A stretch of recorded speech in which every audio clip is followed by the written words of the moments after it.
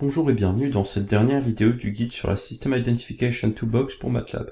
Dans cette vidéo, je vais vous présenter un exemple basique de résolution de problème en réalisant une identification de modèle du début à la fin, afin de montrer comment mettre toutes les sections de l'interface graphique en lien. Pour cela, je vais d'abord me fixer des objectifs simples. Mes objectifs sont donc de créer un modèle simple pour ma donnée Steam et de m'assurer que son comportement est acceptable. Par simple, j'entends un modèle d'ordre faible, et surtout réalisable facilement. Je ne me fixe pas de cahier des charges car ce n'est pas le but de cette vidéo. Je vais tout d'abord commencer par le pré-traitement de ma donnée Steam. Je n'ai pas besoin de manipuler la forme de ma donnée avec Select Channel Select Experiment ou Merge Experiments. Et je choisis d'ailleurs de ne pas filtrer ma donnée ou en changer l'échantillonnage ou le domaine. Mais si je rencontre un problème plus tard, rien ne m'empêche de revenir sur ces outils. Comme à chaque fois, je pense à utiliser Remove Mid et Remove Trend. C'est ce que je suis en train de faire maintenant. Et je sépare ensuite ma donnée en deux parties avec Select Range, afin de garder une partie pour le calcul du modèle et une pour la vérification. Je crée ainsi SteamCalc et SteamVal.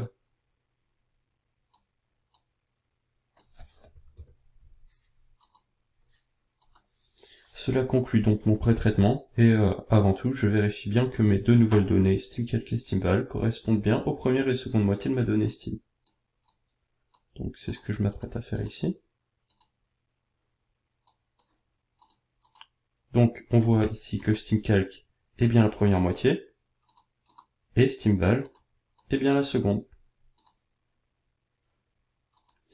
Je passe ensuite à la création de modèles. Donc, je place SteamCalc dans le bon cadre, SteamVal dans le cadre de validation.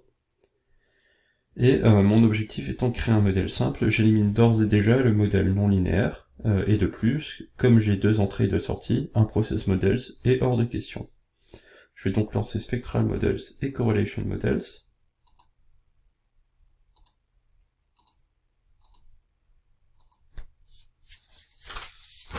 Et je vais tout d'abord m'intéresser au retard de mon système. J'ai créé deux modèles spectraux, donc voici le Correlation Model. Je vais donc ici m'intéresser au retard de mon modèle avec Transient Response. Donc ici je vois un retard d'ordre 1, voire même aucun retard. Donc on sait que le retard est soit 0, soit 1. Je m'intéresse ensuite aux résonances de mon modèle, ce qui me permet de me faire éventuellement une idée de la forme de mon modèle. Donc je vois ici une légère résonance, ici aussi, mais je ne m'attends pas à ce que mon modèle final puisse représenter ces résonances du fait de la simplicité de ce dernier, et il sera en effet d'un ordre faible. Pour modéliser des résonances proprement, il m'aurait fallu un modèle d'ordre très élevé. Je vais donc maintenant créer plusieurs modèles et les comparer à la fin. Donc pour cela, je vais créer des modèles d'arc, donc ordre simple, ici un ordre 2, mon retard qui est ici, donc d'ordre 1 a priori. Je lance la création, c'est mon premier modèle. Je vais ensuite créer également un Armax d'ordre faible, donc je laisse les options de base. Et également un modèle OE. Donc voici mes trois modèles polynomiaux. Je vais également créer un modèle grâce à Transfer Function. Donc je garde celui de base. En termes de retard, je le laisse déterminer lui-même la valeur optimale entre 0 et 1,5, ce qui correspond bien à ce que nous avions mesuré plus tard. Et je peux lancer l'estimation. Si je veux, je peux également en créer un légèrement différent pour voir l'effet sur le résultat final.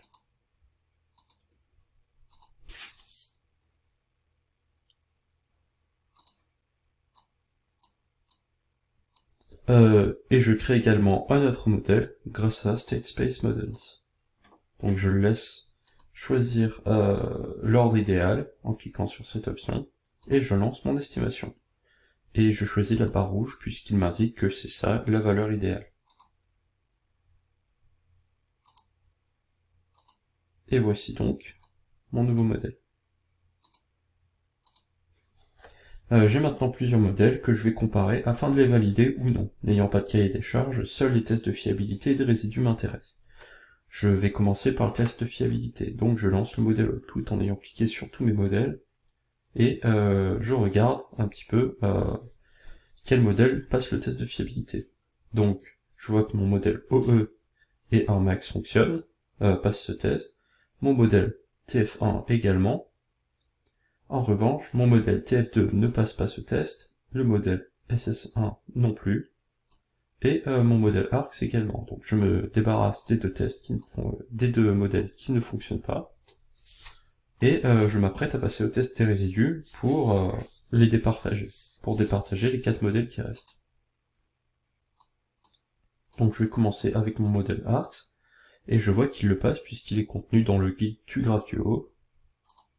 Ensuite, pour mon modèle Arcmax, je vois qu'il est également contenu dans le guide du modèle du bas, même si à quelques endroits il s'apprête à en sortir. Je regarde mon modèle OE et je vois qu'il ne passe pas le test puisqu'il sort ici et ici. Donc je me débarrasse de mon modèle OE. Et enfin, mon modèle TF1 qui passe également le test mais s'apprête également à sortir ici. Donc je me débarrasse de mon modèle OE. Donc ensuite, quitte à choisir un modèle parmi ces trois, je préférerais choisir le modèle ARCS, puisque de tous, c'est celui qui passe le test le mieux. Puisque les deux autres modèles Armax et TF1 sortent presque du guide à quelques endroits. Cela dit, pour un modèle simple, même les modèles Armax et TF1 auraient pu fonctionner, par leur simplification, du fait qu'ils soient simples. Je peux ensuite calculer par exemple les temps de réponse à 95% si j'avais envie pour satisfaire mon cahier des charges par exemple. Donc je regarde un petit peu, 95% c'est dans cet ordre-ci. Je descends, on est environ à 25 secondes. Je peux également calculer un gain éventuel.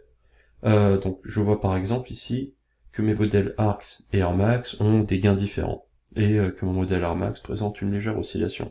Donc le critère de l'oscillation ou le critère du gain aurait pu me servir à départager ces deux modèles grâce à un cahier des charges éventuel.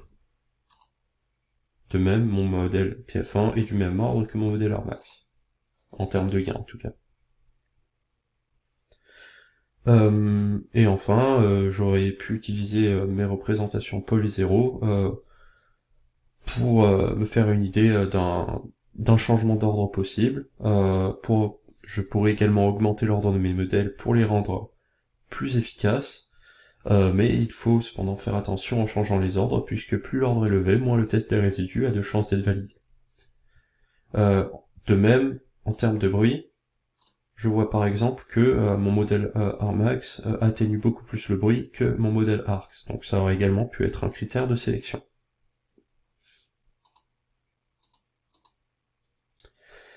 Cela conclut donc cette dernière vidéo sur l'interface graphique. J'espère qu'elle vous aura été utile pour mieux comprendre comment mettre les outils en lien entre eux. J'espère que ce guide vous aura également permis d'être plus à l'aise avec cette interface graphique, et je vous remercie de votre attention. Bon courage.